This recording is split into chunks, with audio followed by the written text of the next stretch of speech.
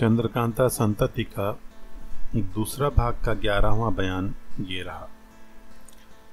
हम ऊपर के बयान में सुबह का दृश्य लिखकर कह आए हैं कि राजा वीरेंद्र सिंह, कुंवर आनंद सिंह और तेज सिंह सेना सहित किसी तरफ को जा रहे हैं। पाठक तो समझ ही गए होंगे कि इन्होंने जरूर किसी तरफ चढ़ाई की है, और बेशक ऐसा ही है। राजा वीरेंद्र सिंह ने यकायक माधवी के गया जी पर धावा कर दिया, जिसका लेना इस समय उन्होंने बहुत ही सहज समझ रखा था, क्योंकि माधवी के चाल चलन की खबर उन्हें बखूबी लग गई थी। वे जानते थे कि राजकाज पर ध्यान न दे दिन रात ऐश में डूबे रहने वाले राजा का राज्य कितना कमजोर हो जाता है, रैयत को ऐसे राजा से कितनी नफरत हो जाती है, और किसी दूसरे नेक धर्मात्मा के आ पहुंचने के लिए वे लोग कितनी मिन्नतें मानते रहते हैं। वीरेंद्र सिंह का ख्याल बहुत ही ठीक था। गया दखल करने में उनको जरा भी तकलीफ ना हुई, किसी ने उनका मुकाबला ना किया।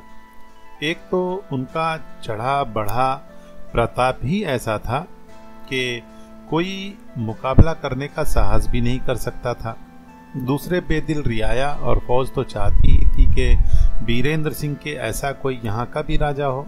चाहे दिन रात ऐश में डूबे और शराब के नशे में चूर रहने वाले मालिकों को कुछ भी खबर ना हो, पर बड़े बड़े जमींदारों और राज कर्मचारियों को माधवी और कुंवर इंद्रजीत सिंह के खींची की खबर लग चुकी थी, और उन्हें मालूम हो चुका था कि आजकल वीरेंद्र सिंह के अय्यार लोग राजगृही में विराज रहे हैं। राजा वीरेंद्र सिंह ने बेरोक टोक शहर में पहुंचकर अपना दखल जमा लिया और अपने नाम की मुनादी करवा दी। वहां के दो एक राज कर्मचारी जो दीवान अग्निदत्त के दोस्त और खैरखा थे, रंग कुरंग देखकर भाग गए। बाकी फौज अफसरों और रैयतों ने उनकी अमलदारी खुशी से कबूल कर ली, जिसका हाल राजा वीरेंद्र सिंह को इसी से मालूम हो गया कि उन लोगों ने दरबार में बेखौफ और हंसते हुए पहुंचकर मुबारकबाद के साथ नजरें गुजारी। विजयादशमी के एक दिन पहले गया का राज्य राजा वीरेंद्र सिंह के कब्जे में आ गया, और विजयदशमी को अर्थात दूसरे दिन प्रातःकाल उनके लड़के आनंद सिंह को यहाँ की गद्दी पर बैठे हुए लोगों ने देखा तथा नजरें दी। अपने छोटे लड़के कुंवर आनंद सिंह को गया की गद्दी दे दूसरे ही दिन राजा वीरेंद्र सिंह चुनार लौट जाने वाले थे, मगर उनके रवाना होने के पहले पहले ही अय्यार लोग जख्मी और बेहोश कुंवर इंद्रजीत सिंह को लिए हुए गया जी पहुंच गए, जिन्हें देख राजा वीरेंद्र सिंह को अपना इरादा छोड़ देना पड़ा, और बहुत दिन से बिछड़े हुए प्यारे लड़के को आज इस अवस्था में पाकर अपने तन बदन की सुध भुला देनी पड़ी। राजा वीरेंद्र सिंह के मौजूद होने पर भी गया जी का बड़ा भारी राजभवन सूना हो रहा था, क्योंकि उसमें रहने वाले माधवी और दीवान अग्निदत्त के रिश्तेदार लोग भाग गए थे, और हुक्म के मुताबिक किसी ने भी उनको भागते समय नहीं रोका था। इस समय राजा वीरेंद्र सिंह, उनके दोनों लड़के और अय्यारों के सिवाय सिर्फ थोड़े से फौजी अफसरों का डेरा इस महल में पड़ा हुआ था। अय्यारों में सिर्फ भैरव सिंह और तारा सिंह यहाँ मौजूद हैं, बाकी के कुल अय्यार चुनार लौटा दिए गए थे। शहर के इंतजाम में सबके पहले ये किया गया कि चिट्ठी या अर्जी डालने के लिए एक बगल छेद करके दो बड़े बड़े संदूक राजभवन के फाटक के दोनों तरफ लटका दिए गए, और मुनादी करवा दी गई कि जिसको अपना सुख दुख अर्ज करना हो दरबार में हाजिर होकर अर्ज किया करे, और जो किसी कारण से हाजिर न हो सके वो अर्जी लिखकर इन्हीं संदूकों में डाल दिया करे। हुक्म था कि बारी बारी से ये संदूक दिन रात में 6 मरतबे कुंवर आनंद सिंह के सामने खोले जाया करें। इस इंतजाम से गया जी की रियाया बहुत प्रसन्न थी। रात पहर भर से ज्यादा हो चुकी थी। एक सजे हुए कमरे में, जिसमें रोशनी अच्छी तरह हो रही है, छोटी सी खूबसूरत मसहरी पर जख्मी कुंवर इंद्रजीत सिंह लेटे हुए हल्की दुलाई गर्दन तक ओढ़े हैं। आज कई दिनों पर उन्हें होश आई है। इससे अचंभे में आकर इस नए कमरे में चारों तरफ निगाह दौड़ाकर अच्छी तरह देख रहे हैं। बगल में बाएं हाथ का ढासना पलंगड़ी पर दिए हुए उनके पिता राजा वीरेंद्र सिंह बैठे उनका मुंह देख रहे हैं, और कुछ पायताने की तरफ हटकर पाटी पकड़े कुंवर आनंद सिंह बैठे बड़े भाई की तरफ देख रहे हैं। पायताने की तरफ पलंगड़ी के नीचे भैरव सिंह और तारा सिंह धीरे धीरे तलवा झस रहे हैं। कुंवर आनंद सिंह के बगल में देवी सिंह बैठे हैं। उनके अलावा वैद, जराह और बहुत से सिपाही नंगी तलवार लिए पहरा दे रहे हैं। थोड़ी देर तक कमरे में सन्नाटा रहा। इसके बाद कुंवर इंद्रजीत सिंह ने अपने पिता की तरफ देखकर पूछा, इंद्रजीत सिंह, ये कौन सी जगह है? ये किसका मकान है? वीरेंद्र सिंह, ये चंद्रदत्त की राजधानी गया जी है। ईश्वर की कृपा से आज ये हमारे कब्जे में आ गई है। मकान भी चंद्रदत्त ही के रहने का है। हम लोग इस शहर में अपना दखल जमा चुके थे जब तुम यहाँ पहुंचाए गए। ये सुन इंद्रजीत सिंह चुप हो रहे और कुछ सोचने लगे। साथ ही इसके राजगृह में दीवान अग्निदत्त के साथ होने वाली लड़ाई का समा उनकी आंखों के आगे घूम गया और वे किशोरी को याद करके अफसोस करने लगे।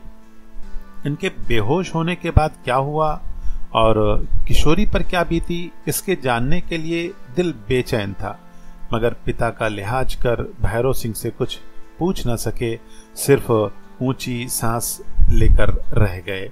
मगर देवी सिंह उनके जी का भाव समझ गए और बिना पूछे ही कुछ कहने का मौका समझकर बोले, राजगृही में लड़ाई के समय जितने आदमी आपके साथ थे, ईश्वर की कृपा से सब बच गए और अपने ठिकाने पर हैं। केवल आप ही को इतना कष्ट भोगना पड़ा।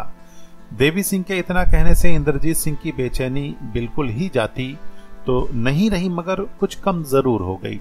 इतने में दिल बहलाने का कुछ ठिकाना समझकर देवी सिंह पुनः बोल उठे, देवी सिंह, अर्जियों वाला संदूक हाजिर है, उसके देखने का समय भी हो गया है। इंद्रजीत सिंह, कैसा संदूक? आनंद सिंह, यहाँ महल के फाटक पर 2 संदूक इसलिए रख दिए गए हैं कि जो लोग दरबार में हाजिर होकर अपना दुख सुख ना कह सकें, वे लोग अर्जी लिखकर इस संदूक में डाल दिया करें। इंद्रजीत सिंह, बहुत मुनासिब है। इससे रैयतों के दिल का हाल अच्छी तरह मालूम हो सकता है। इस तरह के कई संदूक शहर में इधर उधर भी रखवा देना चाहिए, क्योंकि बहुत से आदमी खौफ से फाटक तक आते भी हिचकेंगे। आनंद सिंह, बहुत खूब, कल इसका इंतजाम हो जाएगा। वीरेंद्र सिंह, हमने यहाँ की गद्दी पर आनंद सिंह को बैठा दिया है। इंद्रजीत सिंह, बड़ी खुशी की बात है। यहाँ का इंतजाम ये बहुत ही अच्छी तरह कर सकेंगे, क्योंकि ये तीर्थ का मुकाम है और इनको पुराणों से बड़ा प्रेम है और उन्हें अच्छी तरह समझते भी हैं। देवी सिंह की तरफ देखकर, हाँ साहब, वो संदूक मंगवाइए जरा, दिल तो बहले। हाथ भर का चौखटा संदूक हाजिर किया गया और उसे खोलकर बिल्कुल अर्जियां जिनसे वो संदूक भरा था बाहर निकाली गईं। पढ़ने से मालूम हुआ कि यहाँ की रियाया नए राजा की अमलदारी से बहुत प्रसन्न है और मुबारकबाद दे रही है। हाँ, एक अर्जी उसमें ऐसी भी निकली जिसके पढ़ने से सबों को तरद्दुद ने आ घेरा और सोचने लगे कि अब क्या करना चाहिए। पाठकों की दिलचस्पी के लिए हम उस अर्जी की नकल नीचे लिख देते हैं। हम लोग मुद्दत से मनाते थे कि यहाँ की गद्दी पर हुजूर को या हुजूर के खानदान में से किसी को बैठा देखें। ईश्वर ने आज हम लोगों की आरजू पूरी की और कमबख्त माधवी और अग्निदत्त का बुरा साया हम लोगों के सर से हटाया। चाहे उन दोनों दुष्टों का खौफ अभी हम लोगों को बना हो, मगर फिर भी हुजूर के भरोसे पर हम लोग बिना मुबारकबाद दिए खुशी मनाए नहीं रह सकते। वो डर इस बात का नहीं है कि यहाँ फिर उन दुष्टों की अमलदारी होगी तो कष्ट भोगना पड़ेगा। राम राम, ऐसा तो कभी हो ही नहीं सकता। हम लोगों को ये गुमान तो स्वप्न में भी नहीं हो सकता। वो डर बिल्कुल दूसरा ही है जो हम लोग नीचे अर्ज करते हैं।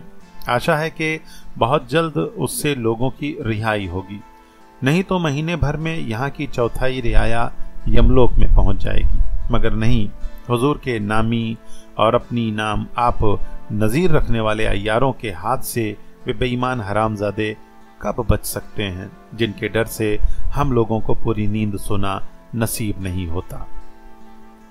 कुछ दिनों से दीवान अग्निदत्त की तरफ से थोड़े बदमाश इस काम के लिए मुकर्रर कर दिए गए हैं कि अगर कोई आदमी अग्निदत्त के खिलाफ नजर आवे तो बेधड़क उसका सर चोरी से रात के समय काट डालें, या दीवान साहब को जब रुपए की जरूरत हो तो जिस अमीर या जमींदार के घर में चाहे डाका डाल दें या चोरी करके कंगाल बना दें।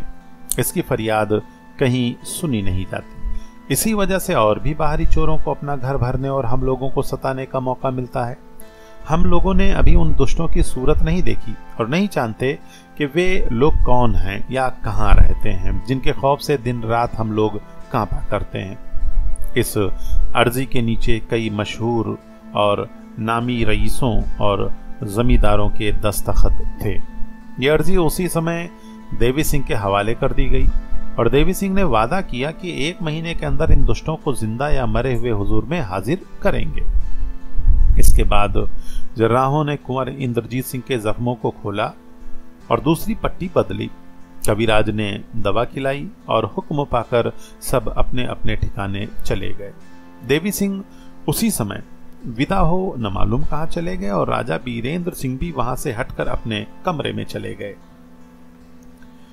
इस कमरे के दोनों तरफ छोटी छोटी 2 कोठरियां थी। एक में संध्या पूजा का सामान दुरुस्त था और दूसरी में खाली फर्श पर एक मसहरी बिछी हुई थी, जो उस मसहरी से कुछ छोटी थी, जिस पर कुंवर इंद्रजीत सिंह आराम कर रहे थे। कोठरी से वो मसहरी बाहर निकाली गई और कुंवर आनंद सिंह के सोने के लिए कुंवर इंद्रजीत सिंह की मसहरी के पास बिछाई गई।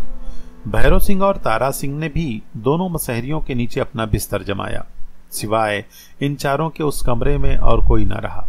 इन लोगों ने रात भर आराम से काटी और सवेरा होने पर आंख खुलते ही विचित्र तमाशा देखा। सुबह के पहले ही दोनों अय्यारों की आंख खुली और हैरत भरी निगाहों से चारों तरफ देखने लगे। इसके बाद कुंवर इंद्रजीत सिंह और आनंद सिंह भी जागे और फूलों की खुशबू जो इस कमरे में बहुत देर पहले से ही भर रही थी, लेने तथा दोनों अय्यारों की तरफ तरह ताज्जुब से चारों तरफ देखने लगे। आनंद सिंह, खुशबूदार फूलों के गजरे और गुलदस्ते इस कमरे में कैसे सजाए हैं? इंद्रजीत सिंह, ताज्जुब है, हमारे आदमी बिना हुक्म पाए ऐसा कब कर सकते हैं? भैरव सिंह, हम दोनों आदमी घंटे भर के पहले से उठकर इस पर गौर कर रहे हैं, मगर कुछ समझ में नहीं आता कि क्या मामला है। आनंद सिंह, गुलदस्ते भी बहुत खूबसूरत और बेशकीमती मालूम पड़ते हैं।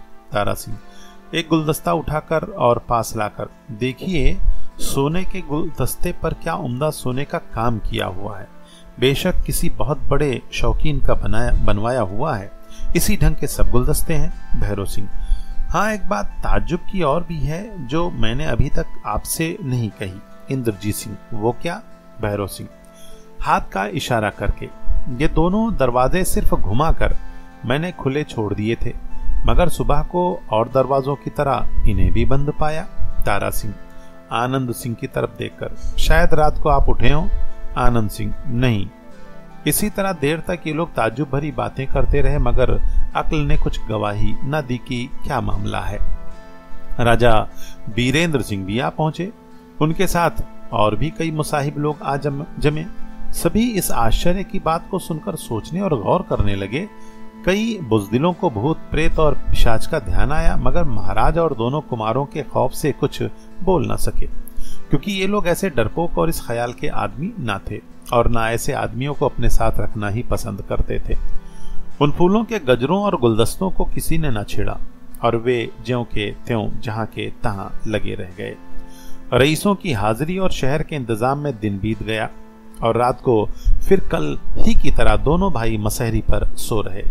दोनों अय्यार भी मसहरी के बगल में जमीन पर लेट गए, मगर आपस में मिलजुल कर बारी बारी से जागते रहने का विचार दोनों ने ही कर लिया था और अपने बीच में एक लंबी छड़ी इसलिए रख ली थी कि अगर रात को किसी समय कोई अय्यार कुछ देखे तो बिना मुंह से कुछ बोले लकड़ी के इशारे से दूसरे को जगा दे। इंद्रजीत सिंह और आनंद सिंह ने भी कह रखा था कि अगर घर में किसी को देखना तो चुपके से हमें जगा देना, जिससे हम लोग भी देख लें कि कौन है और कहां से आता है। आधी रात से कुछ ज्यादा हो चुकी थी। कुंवर इंद्रजीत सिंह और आनंद सिंह गहरी नींद में बेसुध पड़े। पहरे के मुताबिक लेटे लेटे तारा सिंह दरवाजे की तरफ देख रहे हैं। यकायक पूरब तरफ वाली कोठरी में कुछ खटका हुआ। तारा सिंह जरा सा घूम गए और पड़े पड़े ही उस कोठरी की तरफ देखने लगे। बारीक चादर पहले ही से दोनों अय्यारों के मुंह पर पड़ी हुई थी और रोशनी अच्छी तरह हो रही थी। कोठरी का दरवाजा धीरे धीरे खुलने लगा। तारा सिंह ने लकड़ी के इशारे से भैरव सिंह को उठा दिया, जो बड़ी होशियारी से घूमकर कोठरी की तरफ देखने लगे। कोठरी के दरवाजे का पल्ला अब अच्छी तरह खुल गया और एक निहायत हसीन और कमसिन औरत किवाड़ पर हाथ रखे खड़ी दोनों मसहरियों की तरफ देखते नजर पड़ी।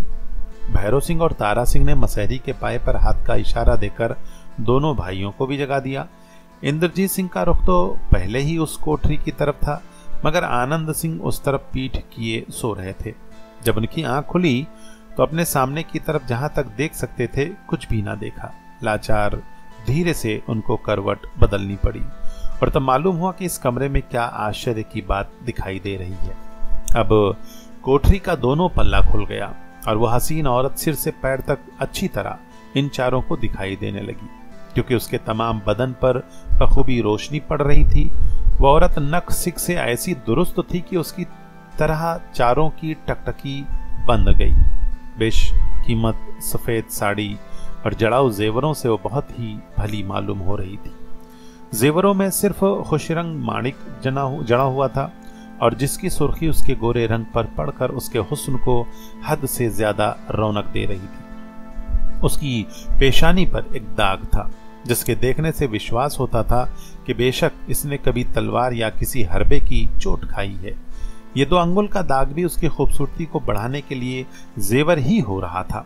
उसे देख ये चारों आदमी यही सोचते होंगे कि इससे बढ़कर खूबसूरत रंभा और उर्वशी अप्सरा भी ना होगी। कुंवर इंद्रजीत सिंह तो किशोरी पर मोहित हो रहे थे। उसकी तस्वीर इनके दिल में खींच रही थी। उन पर चाहे इसके हुस्न ने ज्यादा असर ना किया हो, मगर आनंद सिंह की क्या हालत हो गई ये वे ही जानते होंगे। बहुत बचाते रहने पर ठंडी सांसें उनसे ना रुक सकी। जैसे हम भी कह सकते हैं कि उनके दिल ने उनकी ठंडी सांसों के साथ ही बाहर निकलकर कह दिया कि अब हम तुम्हारे कब्जे में नहीं हैं। कुंवर आनंद सिंह अपने को संभाल न सके, उठ बैठे और उधर ही देखने लगे जिधर वो औरत किवाड़ का पल्ला थामे खड़ी थी। उनकी यह हालत देख तीनों आदमियों को विश्वास हो गया कि वो भाग जाएगी, मगर नहीं, वो इनको उठकर बैठते देख जरा भी ना हिचकी, ज्यों की त्यों खड़ी रही। बल्कि इनकी तरफ देख उसने जरा सा हंस दिया, जिससे ये और भी बेचैन हो उठे। कुंवर आनंद सिंह ये सोचकर कि उस कोठरी में किसी दूसरी तरफ निकल जाने के लिए दूसरा दरवाजा नहीं है, मसहरी पर से उठ खड़े हुए और उस औरत की तरफ चले। इनको अपनी तरफ आते देख वो औरत कोठरी में चली गई और फुर्ती से उसका दरवाजा भीतर से बंद कर लिया। कुंवर इंद्रजीत सिंह की तबीयत चाहे दुरुस्त हो गई हो, मगर कमजोरी अभी तक मौजूद है, बल्कि सब जख्म भी अभी तक कुछ गीले हैं, इसलिए अभी घूमने फिरने लायक नहीं हुए। उस परी जमाल को भीतर से किवाड़ बंद कर लेते देख सब उठ खड़े हुए। कुंवर इंद्रजीत सिंह भी तकिए का सहारा लेकर बैठ गए और बोले, इस कोठरी में किसी तरफ निकल जाने का रास्ता तो नहीं है? भैरव सिंह, जी नहीं। आनंद सिंह, किवाड़ में धक्का देकर इसे खोलना चाहिए। तारा सिंह, मुश्किल तो कुछ नहीं। इंद्रजीत सिंह की तरफ देखकर, क्या हुक्म होता है? इंद्रजीत सिंह, जब इस कोठरी में दूसरी तरफ निकल जाने का रास्ता ही नहीं है तो जल्दी क्यों करते हो? इंद्रजीत सिंह के इतना कहते ही आनंद सिंह वहां से हटे और अपने भाई के पास आकर बैठ गए। भैरव सिंह और तारा सिंह भी पास आकर बैठ गए और यूं बातचीत होने लगी। इंद्रजीत सिंह, भैरव सिंह और तारा सिंह की तरफ देखकर, तुम में से कोई जागता भी रहा या दोनों सो गए थे? भैरव सिंह, नहीं, सो क्या जाएंगे, हम लोग बारी बारी से बराबर जागते और महीन चादर से मुंह ढाके दरवाजे की तरफ देखते रहे। इंद्रजीत सिंह, तो क्या इसी दरवाजे में से इस औरत को आते देखा था? आनंद सिंह, बेशक इसी तरफ से आई होगी। तारा सिंह, जी नहीं, यही तो ताज्जुब है कि कमरे के दरवाजे ज्यों के त्यों भिड़के रह गए और यकायक कोठरी का दरवाजा खुला और वो नजर आई। इंद्रजीत सिंह, ये तो अच्छी तरह मालूम है ना कि उस कोठरी में और कोई दरवाजा नहीं है। भैरव सिंह, जी हाँ, अच्छी तरह जानते हैं, और कोई दरवाजा नहीं है। तारा सिंह, क्या कहें, कोई सुने तो यही कहे कि चुड़ैल थी। आनंद सिंह, राम राम, ये भी कोई बात है। इंद्रजीत सिंह, खैर जो भी हो, मेरी राय तो यही है कि पिताजी के आने तक कोठरी का दरवाजा ना खोला जाए। आनंद सिंह, जो हुक्म। मैं तो ये चाहता था कि पिताजी के आने तक दरवाजा खोलकर सब कुछ दरियाफ्त कर लिया जाता। इंद्रजीत सिंह, खैर खोलो। हुक्म पाते ही कुंवर आनंद सिंह उठ खड़े हुए। खूंटी से लटकती हुई एक भुजाली उतार ली और उस दरवाजे के पास जा एक हाथ दोनों कुलाबों पर मारा, जिससे कुलाबे कट गए। तारा सिंह ने दोनों पल्ले उतार अलग रख दिए। भैरव सिंह ने एक जलता हुआ समाधान उठा लिया और चारों आदमी उस कोठरी के अंदर गए, मगर वहां एक चूहे का बच्चा भी नजर न आया। इस कोठरी में 3 तरफ मजबूत दीवारें थीं और एक तरफ वही दरवाजा था जिसका कुलाबा काट ये लोग अंदर आए थे। हाँ, सामने की तरफ वाली अर्थात बिचली दीवार में 8 की एक आलमारी जड़ी हुई थी। इन लोगों का ध्यान उस आलमारी पर गया और सोचने लगे कि शायद ये आलमारी इस ढंग की हो जो दरवाजे का काम देती हो और इसी राह से वो औरत आई हो, मगर उन लोगों का ये ख्याल भी तुरंत ही जाता रहा और विश्वास हो गया कि अलमारी किसी तरह का दरवाजा नहीं हो सकती और न इस राह से वो औरत आई ही होगी, क्योंकि उस अलमारी में भैरव सिंह ने अपने हाथ से कुछ जरूरी असबाब रख कर ताला लगा दिया था, जो अभी तक ज्यों का त्यों बंद था। ये कब हो सकता है कि कोई ताला खोलकर इस अलमारी के अंदर घुस गया हो और बाहर का ताला जैसा का तैसा दुरुस्त कर दिया हो? लेकिन तब फिर क्या हुआ? ये औरत क्यों कर आई और किस राह से चली गई? उन लोगों ने लाख सिर धुना और गौर किया, मगर कुछ समझ में न आया। ताज्जुब भरी बातें होती रही। रात बीत गई। सुबह को जब राजा बीरेंद्र सिंह अपने लड़के को देखने के लिए उस कमरे में आए तो जर्राह, वैद्य तथा और मुसाहिब लोग भी उनके साथ थे। बीरेंद्र सिंह ने इंद्रजीत सिंह से तबीयत का हाल पूछा। उन्होंने कहा, अब तबीयत अच्छी है, मगर एक जरूरी बात अर्ज किया चाहता हूं, जिसके लिए तखलिया एकांत हो जाना बेहतर होगा। बीरेंद्र सिंह ने भैरव सिंह की तरफ देखा। उसने तखलिया हो जाने में महाराज की रजामंदी जानकर सभी को हट जाने का इशारा किया। बीती रात की बात में सन्नाटा हो गया और सिर्फ वही 5 आदमी उस कमरे में रह गए। बीरेंद्र सिंह, कहो क्या बात है? इंद्र सिंह, आज रात एक अजीब बात देखने में आई। बीरेंद्र सिंह, वो क्या? इंद्रजीत सिंह तारा सिंह की तरफ देखकर, तारा सिंह, तुम ही सब हाल कह जाओ, क्योंकि उस समय तुम ही जागते थे, हम लोग तो पीछे जगाए गए हैं। तारा सिंह, बहुत खूब। तारा सिंह ने रात का पूरा हाल राजा बीरेंद्र सिंह से कह सुनाया, जिसे सुनकर उन्होंने बहुत ताज्जुब किया और घंटों तक गौर में डूबे रहने बाद बोले, खैर ये बात किसी और को न मालूम हो, नहीं तो मसाहिबों और अहलकारों में खलबली पैदा हो जाएगी और सैकड़ों तरह की गप्पें उड़ने लगेंगी। देखो तो क्या होता है और कब तक पता नहीं लगता। आज हम भी इसी कमरे में सोएंगे। एक दिन क्या कई दिनों तक राजा बीरेंद्र सिंह उस कमरे में सोए, मगर कुछ मालूम ना हुआ और न फिर कोई बात ही देखने में आई। आखिर उन्होंने हुक्म दिया कि उस कोठरी का दरवाजा नया कुलाबा लगाकर फिर उसी तरह बंद किया जाए। 12वां बयान। आज 5 दिन के बाद देवी सिंह लौटकर आए हैं। जिस कमरे का हाल हम ऊपर लिख आए हैं, उसी में राजा बीरेंद्र सिंह, उनके दोनों लड़के भैरव सिंह, तारा सिंह और कई सरदार लोग बैठे हैं। इंद्रजीत सिंह की तबीयत अब बहुत अच्छी है और वे चलने फिरने लायक हो गए हैं। देवी सिंह को बहुत जल्द लौट आते देख सबों को विश्वास हो गया कि जिस काम पर मुस्तैद किए गए थे उसे कर चुके, मगर ताज्जुब इस बात का था कि वे अकेले क्यों आए। बीरेंद्र सिंह, कहो देवी सिंह, खुश तो हो? देवी सिंह, खुशी तो मेरी खरीदी हुई है। और लोगों की तरफ देखकर, अच्छा अब आप लोग जाइए, बहुत विलंब हो गया।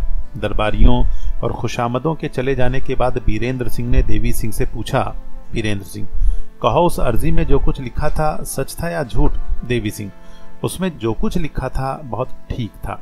ईश्वर की कृपा से शीघ्र ही उन दुष्टों का पता लग गया, मगर क्या कहें, ऐसी ताज्जुब की बातें देखने में आए कि अभी तक बुद्धि चकरा रही है। बीरेंद्र सिंह हंसकर, उधर तुम ताज्जुब की बातें देखो, इधर हम लोग अद्भुत बातें देखें। देवी सिंह, सो क्या?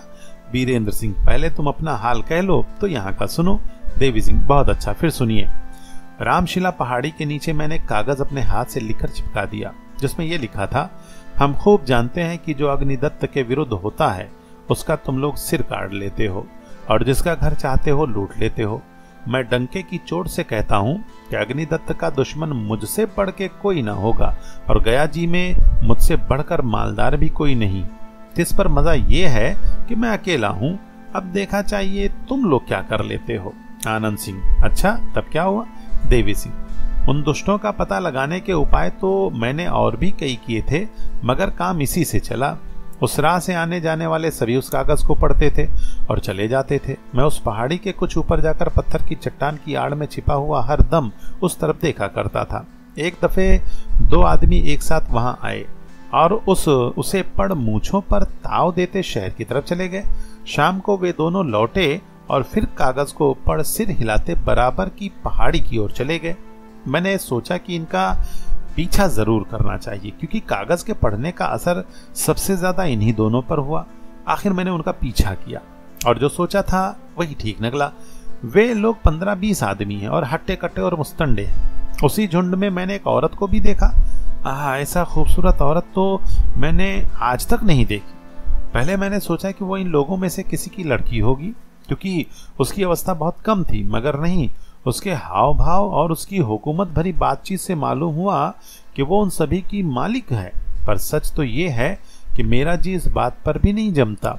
उसकी चाल ढाल, उसकी बढ़िया पोशाक और उसके जड़ाऊ कीमती गहनों पर, जिसमें सिर्फ खुशरंग माणिक ही जड़े हुए थे, ध्यान देने से दिल की कुछ विचित्र हालात हो जाती है। माणिक के जड़ाऊ जेवरों का नाम सुनते ही कुंवर आनंद सिंह चौंक पड़े। इंद्रजीत सिंह और तारा सिंह का भी चेहरा बदल गया और उस औरत का विशेष हाल जानने के लिए घबराने लगे, क्योंकि उस रात को इन चारों ने इस कमरे में, या यूं कहिए कोठरी में, जिस औरत की झलक देखी थी वो भी माणिक के जड़ाऊ जेवरों से ही अपने को सजाए हुए थी। आखिर आनंद सिंह से न रहा गया। देवी सिंह को बात कहते कहते रोककर पूछा आनंद सिंह, उस औरत का नक्सिक जरा अच्छी तरह कह जाइए। देवी सिंह, सो क्या? बीरेंद्र सिंह लड़कों की तरफ देखकर, तुम लोगों को ताज्जुब किस बात का है?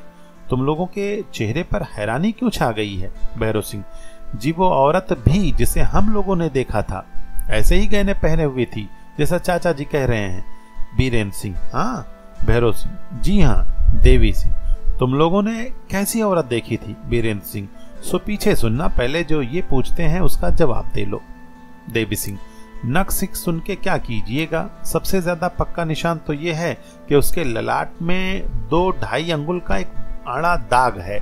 मालूम होता है शायद उसने कभी तलवार की चोट खाई है। आनंद सिंह, बस बस बस। इंद्र सिंह, बेशक वही औरत है। तारा सिंह, कोई शक नहीं कि ये वही है। भैरव सिंह, अवश्य वही है। बीरेंद्र सिंह, मगर आश्चर्य है, कहाँ उन दुष्टों का संग और कहाँ हम लोगों के साथ आपस का बर्ताव। भैरव सिंह, हम लोग तो उसे दुश्मन नहीं समझते। देवी सिंह, अगर हम ना बोलेंगे जब तक यहाँ का खुलासा हाल ना सुन लेंगे, न मालूम आप लोग क्या कह रहे हैं। बीरेंद्र सिंह, खैर यही सही, अपने लड़के से पूछिए कि यहाँ क्या हुआ। तारा सिंह, जी हाँ, सुनिए मैं अर्ज करता हूँ। तारा सिंह ने यहाँ का बिल्कुल हाल अच्छी तरह कहा। फूल तो फेंक दिए गए थे, मगर गुलदस्ते अभी तक मौजूद थे, वे भी दिखाए। देवी सिंह हैरान थे कि ये क्या मामला है। देर तक सोचने के बाद बोले, मुझे तो विश्वास नहीं होता कि यहाँ वही औरत आई होगी जिसे मैंने वहां देखा है। बीरेंद्र सिंह, ये शक भी मिटा डालना चाहिए। देवी सिंह, उन लोगों का जमा वहां रोज ही होता है जहां मैं देख आया हूं। आज तारा या भैरव को अपने साथ ले चलूंगा, ये खुद ही देख लें कि वही औरत है या दूसरी। बीरेंद्र सिंह, ठीक है, आज ऐसा ही करना। हाँ, अब तुम अपना हाल और आगे कहो। देवी सिंह, मुझे ये भी मालूम हुआ कि उन दुष्टों ने हमेशा के लिए अपना डेरा उसी पहाड़ी में कायम किया है, और बातचीत से ये भी जाना गया कि लूट और चोरी का माल भी वे लोग उसी ठिकाने कहीं रखते हैं।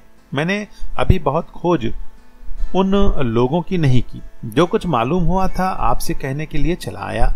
अब उन लोगों को गिरफ्तार करना बहुत मुश्किल नहीं, हुक्म हो तो थोड़े से आदमी अपने साथ ले जाऊं और आज ही उन लोगों को उस औरत के सहित गिरफ्तार कर लाऊं। बीरेंद्र सिंह, आज तो तुम भैरव या तारा को अपने साथ ले जाओ, फिर कल उन लोगों की गिरफ्तारी की फिक्र की जाएगी। आखिर भैरव सिंह को अपने साथ लेकर देवी सिंह बराबर के पहाड़ पर गए, जो गया जी से 3-4 कोस की दूरी पर होगा। घूम घुमाओ और पेचीली पगडंडियों को तय करते हुए पहर रात जाते जाते ये दोनों उस खोह के पास पहुंचे जिसमें वे बदमाश डाकू लोग रहते थे। उस खोह के पास ही एक और छोटी सी गुफा थी जिसमें मुश्किल से 2 आदमी बैठ सकते थे। उस गुफा में एक बारीक दरार ऐसी पड़ी हुई थी जिसमें ये दोनों अय्यार उस लंबी चौड़ी गुफा का हाल बखूबी देख सकते थे जिसमें वे डाकू लोग रहते थे। इस समय वे सब के सब वहां मौजूद भी थे। बल्कि वो औरत भी सरदारी के तौर पर छोटी गद्दी लगाए वहां मौजूद थी। ये दोनों अय्यार उस दरार से उन लोगों की बातचीत तो नहीं सुन सकते थे, मगर सूरत, शक्ल, भाव और इशारे अच्छी तरह देख सकते थे। इन लोगों ने इस समय वहां 15 डाकुओं को बैठे हुए पाया और उस औरत को देखकर भैरव सिंह ने पहचान लिया कि ये वही है जो कुंवर इंद्रजीत सिंह के कमरे में आई थी। आज वो वही पोशाक या उन जेवरों को पहने हुए न थी, तो भी सूरत, शक्ल में किसी तरह का फर्क ना था। इन दोनों अय्यारों के पहुंचने के बाद 2 घंटे तक वे डाकू लोग आपस में कुछ बातचीत करते रहे। इस बीच में कई डाकुओं ने 2-3 दफे हाथ जोड़कर उस औरत से कुछ कहा, जिसके जवाब में उसने सिर हिला दिया, जिससे मालूम हुआ कि मंजूर नहीं किया। इतने ही में एक दूसरी हसीन, कमसीन और फुर्तीली औरत लपकती हुई वहां मौजूद हुई। उसके हांफने और दम फूलने से मालूम होता था कि वो बहुत दूर से दौड़ती हुई आ रही है। उस नई आई औरत ने मालूम उस सरदार औरत के कान में झुककर क्या कहा, जिसके सुनते ही उसकी हालत बदल गई। बड़ी बड़ी आंखें सुर्ख हो गई, खूबसूरत चेहरा थमथमा उठा और तुरंत उस नई औरत को साथ ले उस खो के बाहर चली गई। वे डाकू उन दोनों औरतों का मुंह देखते ही रह गए, मगर कुछ कहने की हिम्मत ना पड़ी। जब 2 घंटे तक दोनों औरतों में से कोई ना लौटी तो डाकू लोग भी उठ खड़े हुए और खो के बाहर निकल गए। उन लोगों के इशारे और आकृति से मालूम होता था कि वे दोनों औरतों के यकायक किस तरह चले जाने से ताज्जुब कर रहे हैं। यह हालत देखकर देवी सिंह भी वहां से चल पड़े और सुबह होते होते राजमहल में आ पहुंचे। 13वां बयान। कुंवर इंद्रजीत सिंह तो किशोरी पर जी जान से आशिक हो चुके थे। इस बीमारी की हालत में भी उसकी याद इन्हें सता रही थी और ये जानने के लिए बेचैन हो रहे थे कि उस पर क्या बीती, वो किस अवस्था में कहाँ है और अब उसकी सूरत कब किस तरह देखनी नसीब होगी। जब तक वे अच्छी तरह दुरुस्त नहीं हो जाते, ना तो खुद कहीं जाने के लिए हुक्म ले सकते थे और ना किसी बहाने से अपने प्रेमी साथी अय्यार भैरव सिंह को ही कहीं भेज सकते थे। इस बीमारी की हालत में समय पाकर उन्होंने भैरव सिंह से सब हाल मालूम कर लिया था। ये सुनकर कि किशोरी को दीवान अग्निदत्त उठा ले गया है, बहुत ही परेशान थे, मगर ये खबर उन्हें कुछ कुछ ढाढ़स देती थी कि चपला, चंपा और पंडित बद्रीनाथ उसके छुड़ाने की फिक्र में लगे हुए हैं। और राजा बीरेंद्र सिंह को भी ये धुन जी से लगी हुई है कि जिस तरह बने शिवदत्त की लड़की किशोरी की शादी अपने लड़के के साथ करके शिवदत्त को नीचा दिखावें और शर्मिंदा करें। कुंवर आनंद सिंह ने भी अभी इश्क के मैदान में पैर रखा, मगर इनकी हालत अजब गो भगो में पड़ी हुई है। जब उस औरत का ध्यान आता तो जी बेचैन हो जाता, मगर जब देवी सिंह की बात को याद करते कि वह डाकुओं के एक गिरोह की सरदार है तो कलेजे में अजीब तरह का दर्द पैदा होता था और थोड़ी देर के लिए चित्त का भाव बदल जाता था। लेकिन साथ ही इसके सोचने लगते थे कि नहीं, अगर वो हम लोगों की दुश्मन होती तो मेरी तरफ देखकर प्रेम भाव से कभी ना हंसती और फूलों के गुलदस्ते और गजरे सजाने के लिए जब उस कमरे में आई थी तो हम लोगों को नींद में गाफिल पाकर जरूर मार डालती। मगर हम लोगों की दुश्मन अगर नहीं है तो उन डाकुओं के साथ कैसे? ऐसे ऐसे सोच विचार ने उनकी अवस्था खराब कर रखी थी। कुंवर इंद्रजीत सिंह, भैरव सिंह और तारा सिंह को उनके जी का पता कुछ कुछ लग चुका था, मगर जब तक उसकी इज्जत, आबरू और जात पात की खबर के साथ साथ ये भी मालूम ना हो जाए कि वो दोस्त है या दुश्मन, तब तक कुछ कहना, सुनना या समझाना मुनासिब नहीं समझते थे। राजा बीरेंद्र सिंह को अब ये चिंता हुई कि जिस तरह वो औरत इस घर में आ पहुंची, कहीं डाकू लोग भी आकर लड़कों को दुख ना दें और फसाद ना मचावें। उन्होंने पहरे वगैरह का अच्छी तरह इंतजाम किया और ये सोच के कि कुंवर इंद्रजीत सिंह अभी तंदुरुस्त नहीं हुए हैं, कमजोरी बनी हुई है और किसी तरह लड़ भिड़ नहीं सकते, इनको अकेले छोड़ना मुनासिब नहीं। अपने सोने का इंतजाम भी उसी कमरे में किया और साथ ही एक नया तथा विचित्र तमाशा देखा। हम ऊपर लिख आए हैं कि इस कमरे के दोनों तरफ 2 कोठरियां हैं। एक में संध्या पूजन का सामान है और दूसरी वही विचित्र कोठरी है जिसमें से वो औरत पैदा हुई थी। संध्या पूजा वाली कोठरी में बाहर से ताला बंद कर दिया गया और दूसरी कोठरी का कुलाबा वगैरह दुरुस्त करके बिना बाहर ताला लगाए उसी तरह छोड़ दिया गया जैसे पहले था। बल्कि राजा बीरेंद्र सिंह ने उसी दरवाजे पर अपना पलंग बिछवाया और सारी रात जागते रह गए। आधी रात बीत गई मगर कुछ देखने में न आया। तब बीरेंद्र सिंह अपने बिस्तर पर से उठे और कमरे में इधर उधर घूमने लगे। घंटे भर बाद उस कोठरी में से कुछ खटके की आवाज आई।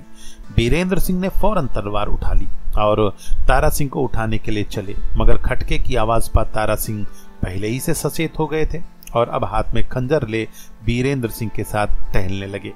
आधी घड़ी के बाद जंजीर खटकने की आवाज इस तरह पर हुई जिससे साफ मालूम हो गया कि किसी ने इस कोठरी का दरवाजा भीतर से बंद कर लिया। थोड़ी ही देर बाद पैर के धमाधमी की आवाज भीतर से आने लगी, मानो 4-5 आदमी भीतर उछल कूद रहे हैं। बीरेंद्र सिंह कोठरी के दरवाजे के पास गए और हाथ का धक्का देकर किवाड़ खोलना चाहा, मगर भीतर से बंद रहने के कारण दरवाजा ना खुला। लाचार उसी जगह खड़े हो भीतर की आहट पर गौर करने लगे। अब पैरों की धमाधमी की आवाज बढ़ने लगी और धीरे धीरे इतनी ज्यादा हुई कि कुंवर इंद्रजीत सिंह और आनंद सिंह भी उठे और कोठरी के पास जाकर खड़े हो गए। फिर दरवाजा खोलने की कोशिश की गई, मगर ना खुला। भीतर जल्द जल्द पैर उठाने और पटकने की आवाज से सबों को निश्चय हो गया कि अंदर लड़ाई हो रही है। थोड़ी ही देर बाद तलवारों की झंझनाहट भी सुनाई देने लगी। अब भीतर लड़ाई होने किसी तरह का शक न रहा। आनंद सिंह ने चाहा कि दरवाजे का कुलाबा तोड़ा जाए, मगर बीरेंद्र सिंह की मर्जी ना पाकर सब चुपचाप खड़े आहट सुनते रहे। यकायक धमधमाहट की आवाज बढ़ी और तब सन्नाटा। घड़ी भर तक ये लोग बाहर खड़े रहे, मगर कुछ मालूम ना हुआ और ना किसी तरह की आहट या आवाज ही सुनाई दी। रात सिर्फ 2 घंटे बल्कि इससे भी कम बाकी रह गई थी।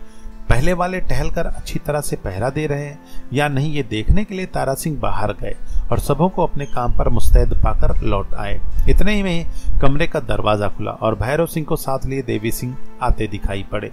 ये दोनों अय्यार सलाम करने बाद बीरेंद्र सिंह के पास बैठ गए, मगर ये देखकर कि यहाँ अभी तक ये लोग जाग रहे हैं, ताज्जुब करने लगे। देवी सिंह, आप लोग इस समय तक जाग रहे हैं? बीरेंद्र सिंह, हाँ, यहाँ कुछ ऐसा ही मामला हुआ जिसने निश्चिंत होकर ना सो सके। देवी सिंह, सो क्या?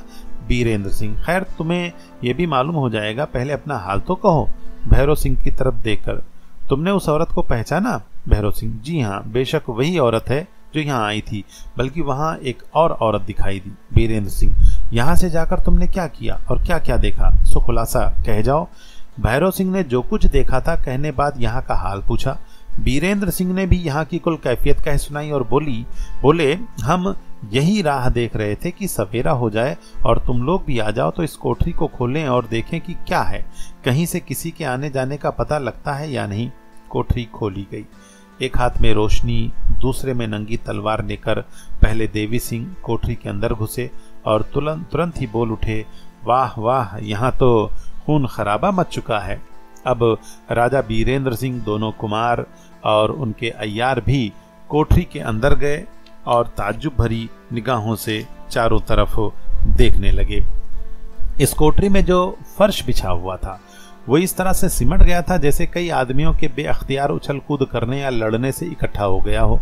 ऊपर से वो खून से तर भी हो रहा था। चारों तरफ दीवारों पर भी खून के छींटे और लड़ती समय हाथ बहक कर बैठ जाने वाली तलवारों के निशान दिखाई दे रहे थे। बीच में एक लाश पड़ी हुई थी, मगर बेसिर की। कुछ समझ में नहीं आता था कि यह लाश किसकी है। कपड़ों में सिर्फ एक लंगोटा उसकी कमर में था।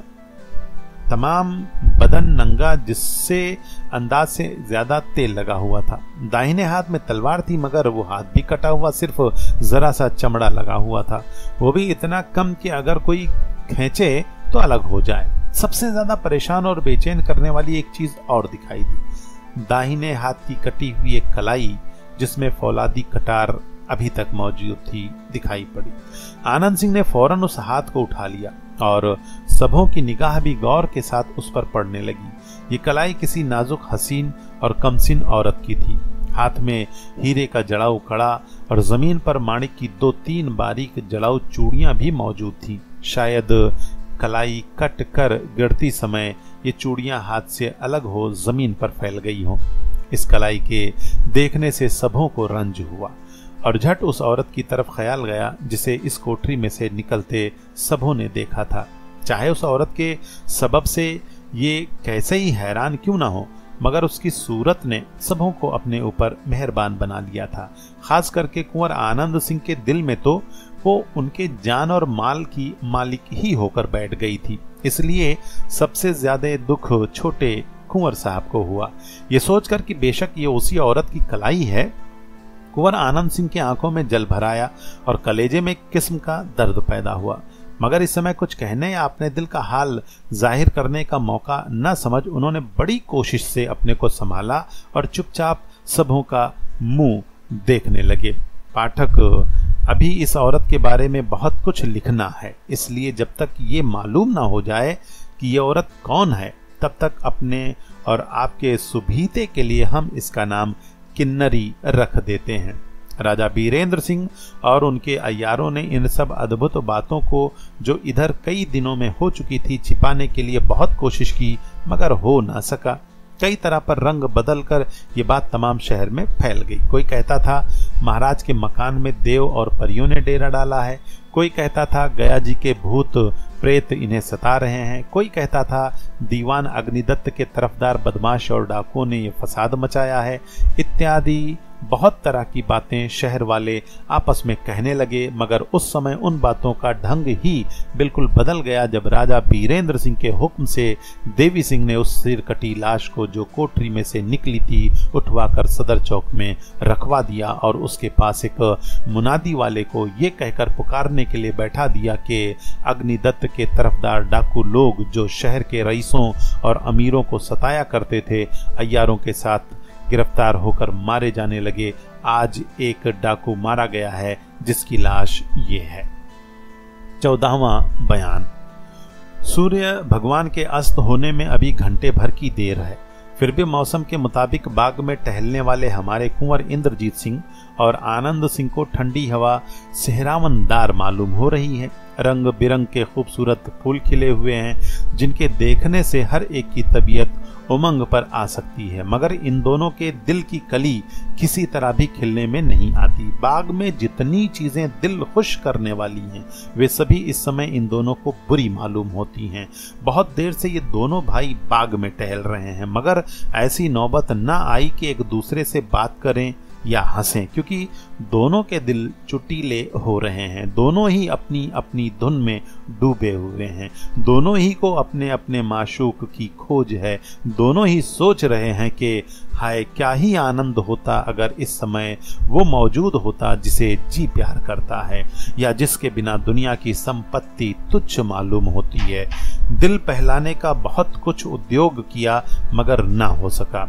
लाचार दोनों भाई उस बाराहदरी में पहुंचे जो बाग के दक्षिण तरफ महल के साथ सटी हुई है और जहां इस समय राजा बीरेंद्र सिंह अपने मुसाहिबों के साथ जी बहलाने की बातें कर रहे थे।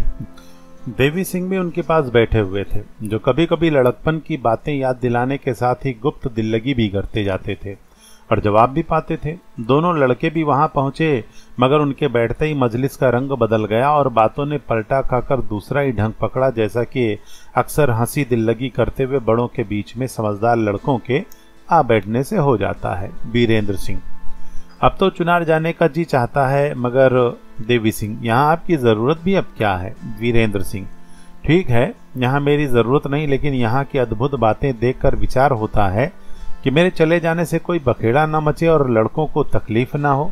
इंद्रजीत सिंह हाथ जोड़कर, इसकी चिंता आप ना करें। हम लोग जब इतनी छोटी छोटी बातों से अपने को संभाल ना सकेंगे तो आगे क्या करेंगे? बीरेंद्र सिंह, तो क्या तुम्हारा इरादा भी यहाँ रहने का है? इंद्रजीत सिंह, यदि आज्ञा हो। बीरेंद्र सिंह कुछ सोचकर, क्यों देवी सिंह? देवी सिंह, क्या हर्ज है, रहने दीजिए। बीरेंद्र सिंह, और तुम? देवी सिंह, मैं आपके साथ चलूंगा। यहाँ भैरव और तारा रहेंगे, वे दोनों होशियार हैं, कुछ हर्ज नहीं। भैरव सिंह हाथ जोड़कर, यहाँ की अद्भुत बातें हम लोगों का कुछ बिगाड़ नहीं सकती। तारा सिंह हाथ जोड़कर, सरकार की मर्जी नहीं पाई तो ऐसी ऐसी लीलाओं की तो मैं एक ही दिन में काया पलट कर देने की हिम्मत रखता हूँ। भैरव सिंह, अगर मर्जी हो तो इन अद्भुत बातों का आज ही निपटारा कर दिया जाए। बीरेंद्र सिंह मुस्कुराकर, नहीं, ऐसी कोई जरूरत नहीं, हमें तुम लोगों के हौसले पर पूरा भरोसा है। देवी सिंह की तरफ देखकर, खैर तो आज दिन भी अच्छा है। देवी सिंह, बहुत खूब। एक मुसाहिब की तरफ देखकर, आप जरा तकलीफ करें। मुसाहिब, बहुत अच्छा, मैं जाता हूँ। कुंवर इंद्रजीत सिंह और आनंद सिंह यही चाहते थे कि किसी तरह बीरेंद्र सिंह चुनार जाएं क्योंकि उनके रहते ये दोनों अपने मतलब की कार्रवाई नहीं कर सकते थे। इस बात को बीरेंद्र सिंह भी समझते थे, मगर इसके सिवाय भी नामालूम क्या सोचकर वे इस समय चुनार जा रहे हैं या गया जी की सरहद छोड़कर क्या मतलब निकाला चाहते हैं। राजा बीरेंद्र सिंह का विचार कोई जान नहीं सकता था। वे किसी से ये नहीं कह सकते थे कि हम 2 घंटे के बाद क्या करेंगे। कोई ये नहीं कह सकता था कि महाराज आज यहाँ तो हैं मगर कल कहाँ रहेंगे, या महाराज फलाना काम क्यों और किस इरादे से कर रहे हैं। पहले दिल में अपना इरादा मजबूत कर लेते थे जिसे कोई बदल नहीं सकता था, मगर अपने बाप की इज्जत बहुत करते थे और उनके मुकाबले में अपने दृढ़ विचार को भी हुक्म के मुताबिक बदल देने में बुरा नहीं समझते थे, बल्कि उसे कर्तव्य और धर्म मानते थे। 2 घड़ी रात जाते जाते बीरेंद्र सिंह ने चुनार की तरफ कूच कर दिया और देवी सिंह को साथ लेते गए। अब कुंवर इंद्रजीत सिंह और आनंद सिंह खुद मुख्तार हो गए, मगर साथ ही इसके राजा हो गए, तो क्या अपनी खुद मुख्तारी के सामने आनंद सिंह अपने बड़े भाई के हुक्म की नाकदरी नहीं कर सकते थे। और यहाँ तो दोनों ही के इरादे दूसरे हैं जिसमें एक दूसरे का बाधक नहीं हो सकता था। कुंवर इंद्रजीत सिंह बीमार थे, इसलिए दोनों भाई एक ही कमरे में रहा करते थे, मगर अब दोनों ने अपने अपने लिए अलग अलग 2 कमरे मुकर्रर किए। जिस कमरे में वह विचित्र कोठरी थी और जिसका हाल ऊपर लिखा गया है, आनंद सिंह ने अपने लिए रखा। उससे कुछ दूर पर इंद्रजीत सिंह का दूसरा कमरा था। 15वां बयान। आधी रात से ज्यादा गुजर चुकी थी। गया जी में हर मोहल्ले के चौकीदार जागते रहो, होशियार रहो कह कहकर इधर से उधर घूम रहे हैं। रात अंधेरी है, चारों तरफ अंधेरा छाया हुआ है। यहाँ का मुख्य स्थान विष्णु पादुका है। उसके चारों तरफ की आबादी बहुत घनी है, मगर इस समय हम गुंजान आबादी में ना जाकर उस मुख्तसर आबादी की तरफ चलते हैं जो शहर के उत्तर रामशिला पहाड़ी के नीचे आबाद है और जहाँ के कुल मकान कच्चे और खपड़े की छावनी के हैं। इसी आबादी में से 2 आदमी स्याह कंबल ओढ़े बाहर निकले और फल्गु नदी की तरफ रवाना हुए। रामशिला पहाड़ी से पूर्व फल्गु नदी के बीचों बीच में एक बड़ा भयानक ऊंचा टीला है। उस टीले पर किसी महात्मा की समाधि है और उसी जगह पत्थर की मजबूत बनी हुई कुटी में एक साधु भी रहते हैं। उस समाधि और कुटी के चारों तरफ बैर, मकोईचे, धौ इत्यादि जंगली पेड़ों से बड़ा ही गुंजान हो रहा है और वहां जमीन पर पड़ी हुई हड्डियों की ये कैफियत है कि बिना उन पर पैर रखे कोई आदमी समाधि या उस कुटी तक जा ही नहीं सकता। छोटी बड़ी साबूत और टूटी सैकड़ों तरह की खोपड़ियां इधर से उधर लुढ़क रही हैं। न मालूम कब और क्यों कर इतनी हड्डियां चारों तरफ जमा हो गई। उस आबादी से निकले हुए 2 आदमी इसी टीले की तरफ जा रहे हैं। कोई साधारण आदमी ऐसी अंधेरी रात में उस टीले की तरफ जाने का साहस कभी नहीं कर सकता, मगर ये दोनों बिना किसी तरह की रोशनी साथ लिए अंधेरे में ही हड्डियों पर पैर रखते और कटीली झाड़ियों में घुसते चले जा रहे हैं।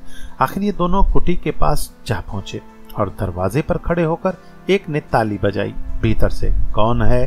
एक, किवाड़ खोलो। भीतर से, क्यों किवाड़ खोले? एक, काम है। भीतर से, तुम लोग हमें व्यर्थ तंग करते हो। साधु ने उठकर किवाड़ खोला और वे दोनों अंदर जाकर एक तरफ बैठ गए। भीतर धूनी के जलने से कुटी अच्छी तरह गर्म हो रही थी और इसलिए उन दोनों ने कंबल उतार कर रख दिया।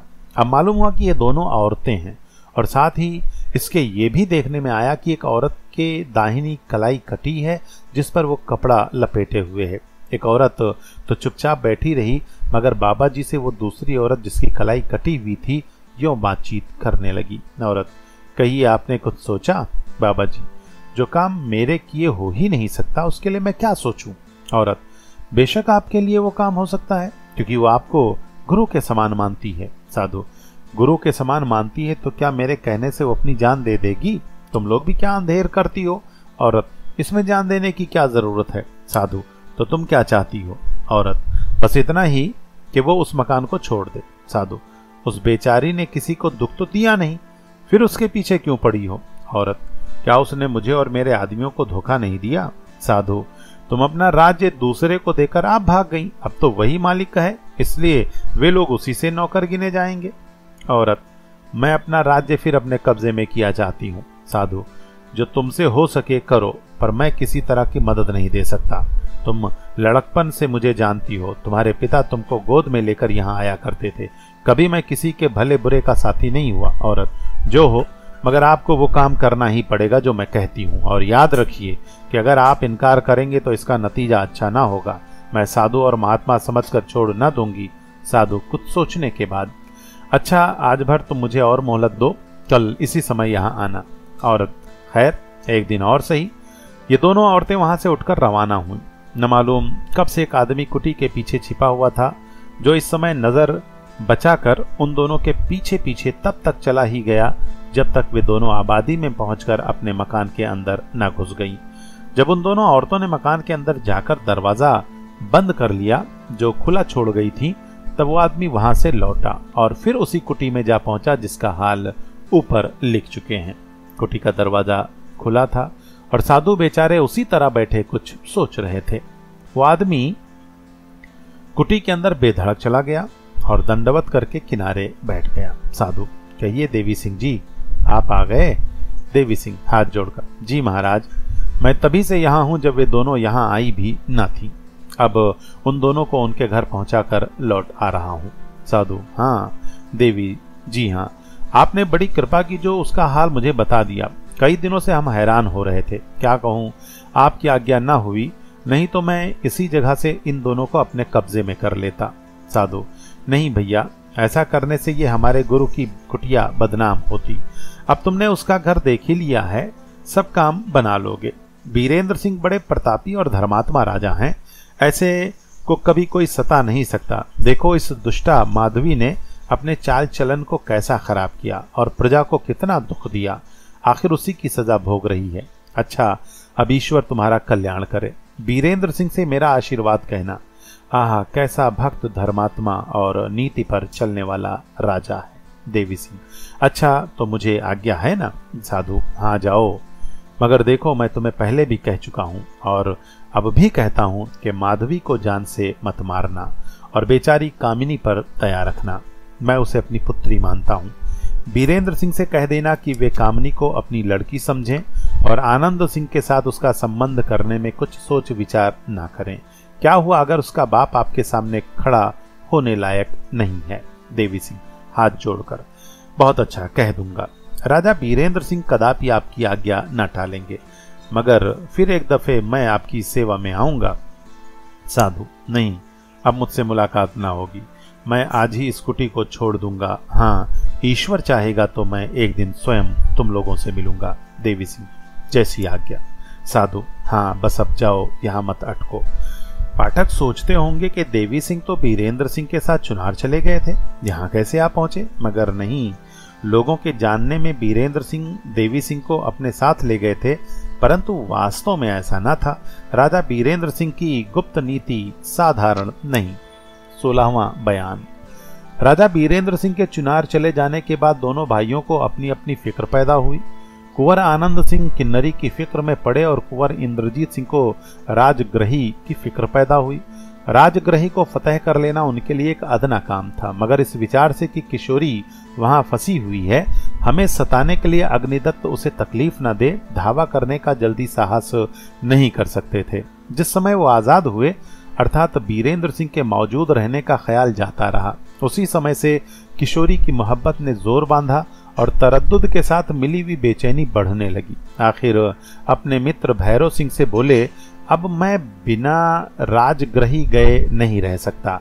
जिस जगह हमारे देखते देखते बेचारी किशोरी हम लोगों से छीन ली गई, उस जगह अर्थात उस अमलदारी को बिना तहस नहस किए और किशोरी को पाए मेरा जी ठिकाने ना होगा और ना मुझे दुनिया की कोई चीज भली मालूम होगी। भैरव सिंह, आपका कहना ठीक है, मगर आप अकेले वहां क्या करेंगे? इंद्रजीत सिंह, दुष्ट अग्निदत्त के लिए मैं अकेला ही बहुत हूँ। भैरव सिंह, दुष्ट अग्निदत्त के लिए आप अकेले बहुत हैं, मगर शहर भर के लिए नहीं। इंद्रजीत सिंह, शहर भर से मुझे कोई मतलब नहीं। भैरव सिंह, आखिर शहर वाले उसकी तरफदारी करेंगे या नहीं? इंद्रजीत सिंह, इसका अंदाज तो गया जी पर कब्जा करने से ही तुम्हें मालूम हो गया होगा। भैरव सिंह, ठीक है, मगर अपनी तरफ से मजबूती रखना मुनासिब है। इंद्रजीत सिंह, अच्छा तो मैं आनंद को समझा दूंगा कि फलाने दिन एक सरदार को थोड़ी फौज देकर हमारी मदद के लिए भेज देना। भैरव सिंह, यह हो सकता है, मगर उत्तम तो यही था कि 2-4 दिन और ठहर जाते, तब तक मैं राजगृही से घूम आता। इंद्रजीत सिंह: नहीं, अब इस किस्म की नसीहत सुनने लायक मैं नहीं रहा। भैरव सिंह कुछ देर सोचकर: खैर, जैसी आपकी मर्जी। शाम के वक्त दोनों भाई घोड़ों पर सवार हो अपने दोनों अय्यारों और बहुत से मुसाहिबों और सरदारों को साथ ले घूमने और हवा खाने के लिए महल के बाहर निकले। कायदे के मुताबिक सरदार और मुसाहब लोग अपने अपने घोड़े उन दोनों भाइयों के घोड़ों से लगभग 25 कदम पीछे लिए जाते थे। जब इंद्रजीत सिंह या आनंद सिंह घूमकर उनकी तरफ देखते, तब ये लोग झट आगे बढ़ जाते और बात सुनकर पीछे हट जाते। हाँ, दोनों अय्यार घोड़ों की रकाब थामे पैदल साथ जा रहे थे।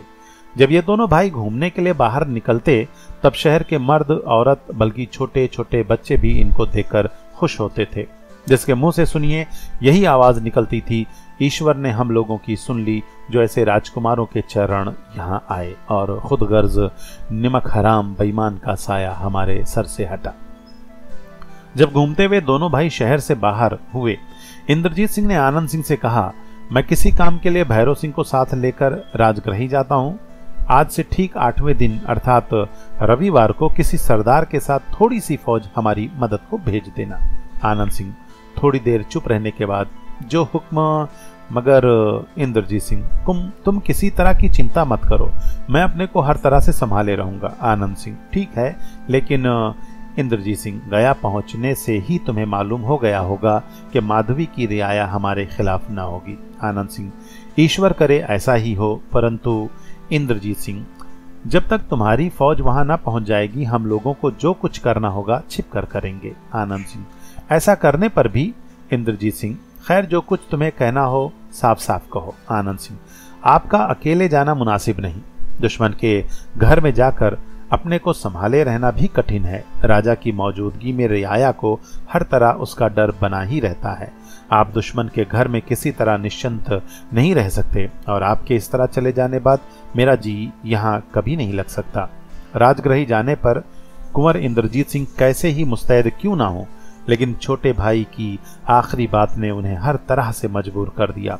कुंवर इंद्रजीत सिंह बड़े ही समझदार और बुद्धिमान थे, मगर मोहब्बत का भूत जब किसी के सर पर सवार होता है, तो वो पहले उसकी बुद्धि की ही मिट्टी पलीद करता है। छोटे भाई की बात सुन इंद्रजीत सिंह ने भैरव सिंह की तरफ देखा। भैरव सिंह: मैं भी यही चाहता था कि आप 2-4 रोज यहीं और सब्र करें, और तब तक मुझे राजगृही से घूम आने दें। आनंद सिंह भैरव तरफ देखकर: वादा कर जाओ कि तुम कब लौटोगे। भैरव सिंह: 4 दिन के अंदर ही मैं यहाँ पहुंच जाऊंगा। आनंद सिंह भैरव सिंह की तरफ देखकर इंद्रजीत सिंह से: यदि आज्ञा हो जाए तो ये इधर ही से चले जाएं, घर जाने की जरूरत ही क्या है। भैरव सिंह: मैं तैयार हूँ। इंद्रजीत सिंह: घर जाकर अपना सामान तो इन्हें दुरुस्त करना ही होगा। हाँ, मुझसे चाहे इसी समय विदा हो जाए। 17वां बयान। भैरव सिंह को राजगृही गए आज 3रा दिन है। वहां का हाल चाल अभी तक कुछ मालूम नहीं हुआ। इसी सोच में आधी रात के समय अपने कमरे में पलंग पर लेटे हुए कुंवर इंद्रजीत सिंह को नींद नहीं आ रही। किशोरी की ख्याली तस्वीर उनकी आंखों के सामने आकर गायब हो जाती है। इससे उन्हें और भी दुख होता है। घबराकर लंबी सांस ले उठ बैठते हैं। कभी कभी जब बेचैनी बहुत बढ़ जाती है तो पलंग को छोड़ कमरे में टहलने लगते हैं। इसी हालत में इंद्रजीत सिंह कमरे के अंदर टहल रहे थे। इतने में पहरे के एक सिपाही ने अंदर की तरफ झांक कर देखा और इनको टहलते देख हट गया। थोड़ी देर बाद वो दरवाजे के पास इस उम्मीद में आकर खड़ा हो गया कि कुमार उसकी तरफ देखकर पूछें तो वो कुछ कहे, मगर कुमार तो अपने ध्यान में डूबे हुए हैं। उन्हें खबर ही क्या कि कोई उनकी तरफ झांक रहा या इस उम्मीद में खड़ा है कि वे उसकी तरफ देखें और कुछ पूछें। आखिर उस सिपाही ने जानबूझकर किवाड़ का एक पल्ला इस ढंग से खोला कि कुछ आवाज हुई। साथ ही कुमार ने घूमकर उसकी तरफ देखा और इशारे से पूछा कि क्या है। राजा सुरेंद्र सिंह, बीरेंद्र सिंह, इंद्रजीत सिंह और आनंद सिंह का बराबर के लिए हुक्म था कि मौका न होने पर चाहे किसी की इत्तला न की जाए, मगर जब कोई अय्यार आवे और कहे कि मैं अय्यार हूँ और इसी समय मिलना चाहता हूँ, तो चाहे कैसा ही बेमौका क्यों ना हो, हम तक उसकी इत्तला जरूर पहुँचनी चाहिए। अपने घर के अय्यारों के लिए तो कोई रोक टोक थी नहीं, चाहे वो कुछ समय में भी महल में घुस जाएं या जहां चाहें वहां पहुंचें। महल में उनकी खातिर और उनका लिहाज ठीक उतना ही किया जाता था जितना 15 वर्ष के लड़के का किया जाता, और इसी का ठीक नमूना अय्यार लोग दिखलाते थे। सिपाही ने हाथ जोड़ करके कहा, एक अय्यार हाजिर हुआ है और इसी समय कुछ अर्ज किया चाहता है। कुमार ने कहा, रोशनी तेज कर दो और उसे अभी यहाँ लाओ। थोड़ी देर बाद चुस्त स्याह मखमल की पोशाक पहने, कमर से खंजर लटकाए, हाथ में कमंद लिए खूबसूरत लड़का कमरे में आ मौजूद हुआ। इंद्रजीत सिंह ने गौर से उसकी तरफ देखा। साथ ही उनके चेहरे की रंगत बदल गई। जो अभी उदास मालूम होता था, खुशी से दमकता हुआ दिखाई देने लगा। इंद्रजीत सिंह, मैं तुम्हें पहचान गया लड़का। क्यों ना पहचानेंगे, जबकि आपके यहाँ एक से एक बढ़कर अय्यार हैं और दिन रात उनका संग है। मगर इस समय मैंने भी अपनी सूरत अच्छी तरह नहीं बदली है। इंद्रजीत सिंह, कमला, पहले ये कहो कि किशोरी कहाँ और किस हालत में है और उन्हें अग्निदत्त के हाथ से छुट्टी मिली या नहीं। कमला, अग्निदत्त को अब इनकी कोई खबर नहीं। इंद्रजीत सिंह, इधर आओ और हमारे पास बैठो। खुलासा कहो कि क्या हुआ। मैं तो इस लायक नहीं कि अपना मुंह उन्हें दिखाऊं, क्योंकि मेरे लिए कुछ भी ना हो सका। कमला, बैठकर आप ऐसा ख्याल ना करें। आपने बहुत कुछ किया, अपनी जान देने को तैयार हो गए और महीनों दुख झेला। आपके अय्यार लोग अभी तक राजगृह में इस मुस्तैदी से काम कर रहे हैं कि अगर उन्हें मालूम हो जाता कि किशोरी वहां नहीं है तो उस राज्य का नाम निशान मिटा देते। इंद्रजीत सिंह, मैंने भी ये सोच के उस तरफ जोर नहीं दिया कि कहीं अग्निदत्त के हाथ पड़ी हुई बेचारी किशोरी पर कुछ आफत ना आवे। हाँ, तो अब किशोरी वहां नहीं है। कमला, नहीं। इंद्रजीत सिंह, कहाँ है और किसके कब्जे में है। कमला सिंह, इस समय वो खुद मुख्तार है, सिवाय लज्जा के उन्हें और किसी का डर नहीं। इंद्रजीत सिंह, जल्द बताओ वो कहाँ है, मेरा जी घबरा रहा है। कमला, वो इसी शहर में है, मगर अभी आपसे मिलना नहीं चाहती। इंद्रजीत सिंह, आंखों में आंसू भरकर, बस तो मुझे मालूम हो गया कि उन्हें मेरी तरफ से रंज है, मेरे लिए कुछ ना हो सका इसका उन्हें दुख है। कमला, नहीं नहीं, ऐसा भूल के भी ना सोचिए। इंद्रजीत सिंह, तो फिर मैं उनसे क्यों नहीं मिल सकता। कमला, कुछ सोचकर, मिल क्यों नहीं सकते, मगर इस समय। इंद्रजीत सिंह, क्या तुमको मुझ पर दया नहीं आती। अफसोस, तुम बिल्कुल नहीं जानती कि तुम्हारी बातें सुनकर इस समय मेरी दशा कैसी हो रही है। जब तुम खुद कह रही हो कि वो स्वतंत्र हैं, किसी के दबाव में नहीं और इस शहर में हैं, तो मुझसे न मिलने का कारण ही क्या है। बस यही ना कि मैं उस लायक नहीं समझा जाता। कमला, फिर भी आप उसी ख्याल को मजबूत करते हैं। खैर, तो फिर चलिए, मैं आपको ले चलती हूँ, जो होगा देखा जाएगा, मगर अपने साथ किसी अय्यार को लेते चलिए। भैरव सिंह तो यहाँ है नहीं, आपने उन्हें राजगृह भेज दिया है। इंद्रजीत सिंह, क्या हर्ज है, तारा सिंह को साथ लिए चलता हूँ, मगर भैरव सिंह के जाने की खबर तुम्हें क्यों कर मिली। कमला, मैं बखूबी जानती हूँ, बल्कि उनसे मिलकर मैंने कह भी दिया है कि किशोरी राजगृह में नहीं है, तुम बेखौफ अपना काम करना। इंद्रजीत सिंह, अगर तुमने उससे ऐसा कह दिया है तो राजगृह में वो बड़ा ही बखेड़ा मचावेगा। कमला, मचाना ही चाहिए। कुंवर इंद्रजीत सिंह ने उसी समय तारा सिंह को बुलाया और उन्हें साथ ले कपड़े पहना। कमला के साथ किशोरी से मिलने की खुशी में लंबे लंबे कदम बढ़ाते रवाना हुए। शहर ही शहर, बहुत सी गलियों में घुमाती हुई इन दोनों को साथ लिए कमला बहुत दूर चली गई और विष्णु पादुका मंदिर के पास एक मकान के मोड़ पर पहुंचकर खड़ी हो गई। इंद्रजीत सिंह, क्यों, क्या हुआ, क्यों रुक गई। कमला, बस हम लोगों को इसी मकान में चलना है। इंद्रजीत सिंह, तो चलो। कमला, इस मकान के दरवाजे के सामने ही एक भारी जमींदार की बैठक है। वहां दिन रात पहरा पड़ा रहता है। इधर से आप लोगों का जाना और ये जाहिर करना कि आज इस मकान में दो आदमी नहीं घुसे हैं मुनासिब नहीं। तारा, तो फिर क्या करना चाहिए। कमला, मैं दरवाजे की राह से जाती हूँ, आप लोग पीछे की तरफ जाइए और कमंद लगाकर मकान के अंदर पहुंचिए। इंद्रजीत सिंह, क्या अर्ज है, ऐसा ही होगा, तुम दरवाजे की राह से जाओ। कमला, मगर एक बात और सुन लीजिए, जब मैं इस मकान में पहुंचकर छत से झांकूं तभी आप कमंद फेंकिए, क्योंकि बिना मेरी मदद के कमंद अड़ ना सकेगी। 18वां बयान। मकान के अंदर कमला, इंद्रजीत सिंह और तारा सिंह के पहुंचने के पहले ही हम अपने पाठकों को इस मकान में ले चलकर यहाँ की कैफियत दिखाते हैं। इस मकान के अंदर छोटी छोटी न मालूम कितनी कोठरियां हैं, पर हमें उनसे कोई मतलब नहीं। हम तो उस दालान के पास जाकर खड़े होते हैं जिसके दोनों तरफ 2 कोठरियां और सामने लंबा चौड़ा सहन है। इस दालान में किसी तरह की सजावट नहीं, सिर्फ एक दरी बिछी हुई है और खूंटियों पर कुछ कपड़े लटक रहे हैं। आधी रात का समय होने पर भी इस दालान में चिराग की रोशनी नहीं है।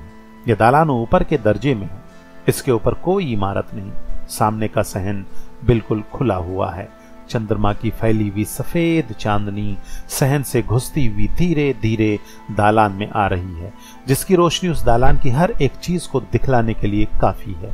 एक तरफ की कोठरी तो बंद है, मगर दूसरी बगल वाली कोठरी का दरवाजा खुला हुआ है। ये कोठरी बहुत बड़ी नहीं है और इसके भीतर सफेद फर्श पर दो औरतें बैठी हुई धीरे धीरे कुछ बातें कर रही हैं। हमारे पाठक इन दोनों औरतों को बखूबी पहचानते हैं।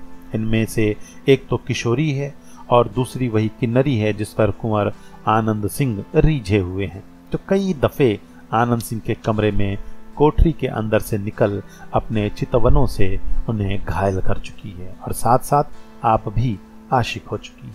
किशोरी, बहन, तुमने जो कुछ नेकी मेरे साथ की है उसे मैं किसी तरह भूल नहीं सकती।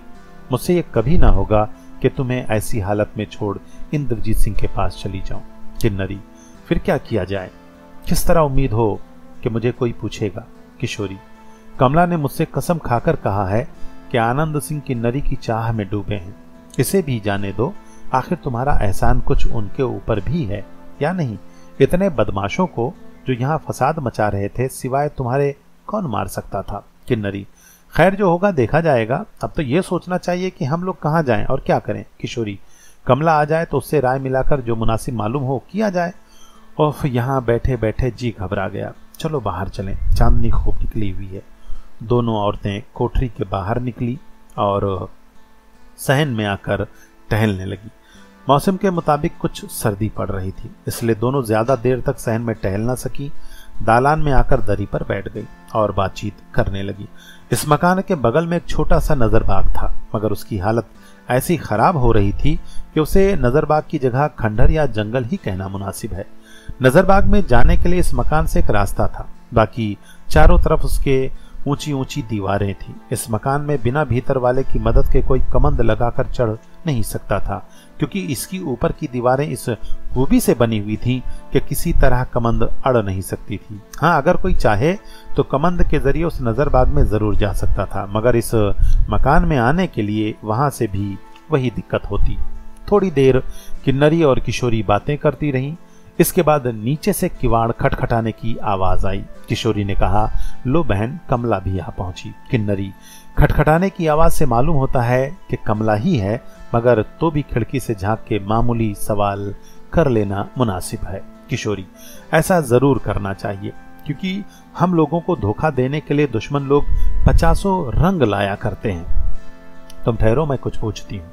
इतना कहकर किशोरी ने दरवाजे की तरफ वाली खिड़की में से झांककर पूछा, गिनती पूरी हुई?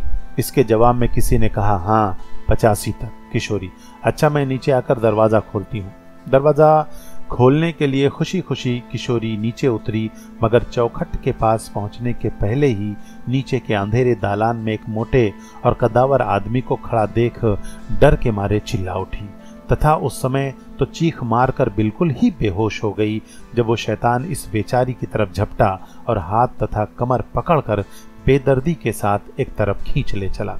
किशोरी के चिल्लाने की आवाज सुनते ही हाथ में नंगी तलवार लिए किन्नरी धड़धड़ाती हुई नीचे पहुंची, मगर चारों तरफ घूम घूम कर देखने पर भी उसने किसी को न पाया, बल्कि किशोरी का भी पता न लगा। किन्नरी दरवाजा खोलना तो भूल गई और किशोरी को न पाने से घबराकर इधर उधर ढूंढने लगी। उस भयानक अंधेरे में दालान और कोठरियों में घूमती हुई किन्नरी को इस बात का जरा भी खौफ न मालूम हुआ कि किशोरी की तरह कहीं मुझ पर आफत न आ जाए।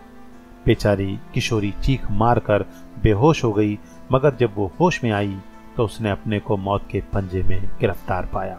उसने देखा कि झाड़ियों के बीच में जबरदस्ती जमीन पर गिराई हुई है। एक आदमी नकाब से अपनी सूरत छिपाए उसकी छाती पर सवार है और खंजर उसके कलेजे के पार किया ही चाहता है। दोस्तों, चंद्रकांता संतति का दूसरा भाग यहीं पर समाप्त होता है। हम जल्द ही चंद्रकांता संतति के तीसरे भाग के तमाम बयानों के साथ फिर से मिलेंगे। तब तक के लिए आप तमाम लोगों से अलविदा।